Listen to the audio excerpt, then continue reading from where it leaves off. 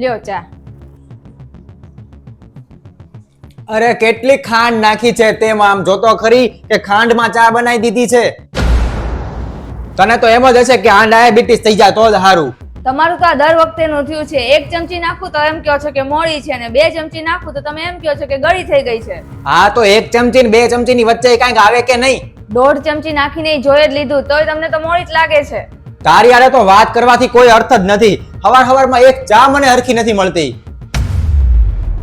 અને મારી એક ફાઇલ નથી મળતી. મેં તને 1000 વાર કીધું છે કે મારી એકેય વસ્તુને તારે અડવાની નહીં, ક્યાંય આડી અવળી મૂકવાની નહીં. હા તો મને શોખ નથી તમારી વસ્તુઓ બધી અડવાનો. તમે જ તે બધું મૂકી મૂકીને વયા જાઓ છો. હવે આખો દિવસ થાય છે બધું મારે સરખું કરવામાં, અને પછી તમે મને જ કહો છો. બસ હવે અત્યારમાં થોડીક શાંતિ રાખો ને તોય સારું છે. એક ખાલી બાજતા ને એક ધડ કરતા સિવાય કઈ આવડતું નથી. ઈ જ શીખીને આવ્યો છે તો અહીંયા. તમારો મતલબ શું છે? મારા મમ્મી પપ્પાએ ઈ જ શીખવાડીને મને મોકલી છે અહીંયા? મેં એવું કાંઈ નથી કીધું. તું જ તે કોને ખબર હું બોલ કરે છો. મને બધી ખબર પડે જ છે કે તમે શું બોલો છો ને શું કહેવા માંગો છો. તો તને એટલી બધી ખબર પડતી હોય ને તો ઈ રીતના રહેતા શીખી જવાય. તારા મમ્મીને જો કેવું સરસ રીતે આખું ઘર સંભાળે છે. હવે મારે ઓફિસ જવાનો ટાઈમ થઈ ગયો છે અને હા જો યાદ રાખજે તું આ નકરું ટીવી જોયા કરતા કઈક ઘરમાં ધ્યાન આપો. તમને મારી બધી વાતમાં પ્રોબ્લેમ છે.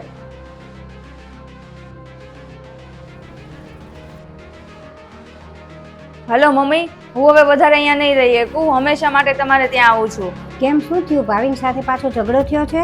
અરે મમ્મી, એક દિવસની વાત હોય ને તો સમજી લઈએ ને. પેલા તો ઈ મને બધું કહેતા હતા, હવે તો બધું તમને કહે છે. એવા નાના નાના ઝઘડા તો થયા જ કરે પતિ પત્ની વચ્ચે. એમાં કઈ ઘર મૂકીને આવતું ન રહેવાય. મમ્મી, તમારા ને પપ્પા વચ્ચે તો તમારા ઝઘડા નથી થતા ને? અને કાંઈક એવું હોય તો મને કહો ને કે અમારા બે વચ્ચે ઝઘડા ન થાય. હા, એક ઉપાય છે, એનાથી બધું સરખું થઈ જશે. હા તો મમ્મી મને ફટાફટ કહો કે એના માટે મારે શું કરવાનું ને શું લાવવાનું. હા, ઉપાય તો છે, પણ તમે આ રોજ આવા ઝઘડા કરો છો તો ભાવિન તારી વાત ક્યાંથી માનશે? તો હું શું કરું મમ્મી? પેલા તો જમાઈ યારે સારી રીતે વાત કર, એને સારી રીતે હાચવ, અને પછી જોઈ તારી બધી વાત માનવા માંડે ને ત્યારે મને કહેજે તો હું તને ઉપાય મોકલી દઈશ. હા વાંધો નહીં મમ્મી. સારું, વાંધો નહીં, મૂકું.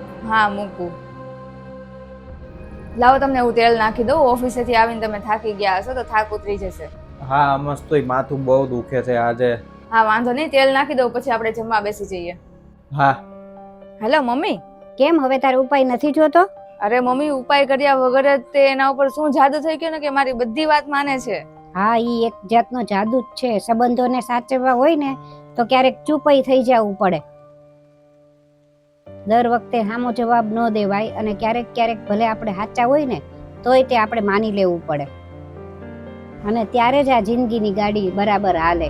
અને આવી નાની નાની વાત તો જિંદગીમાં થયા જ કરે. સમજાઈ ગયું ને હવે? હા મમ્મી, હું સમજી ગઈ અને હું પૂરી ટ્રાય કરીશ કે અમારો સંબંધ આવો જ રહે. હા હા, ખુશ રહ્યો.